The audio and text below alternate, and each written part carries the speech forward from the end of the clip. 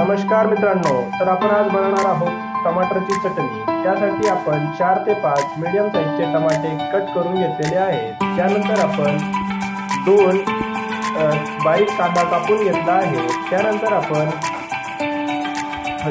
3 ते 4 लसूणच्या पाकळ्या चांगल्या प्रकारे कट करून घेतल्या आहेत। त्यानंतर आपण मिरची अशा 3 ते 4 मिरच्या चांगल्या प्रकारे कट करून घेतलेला आहे। 1 चम्मच जिरा सुद्धा आपण घेतलेला आहे। त्यानंतर थोडासा कोथिंबीर आपण चांगल्या प्रकारे कट करून घेतलेला आहे। त्यासाठी आपण काही मसाले देखील घेतलेले आहेत।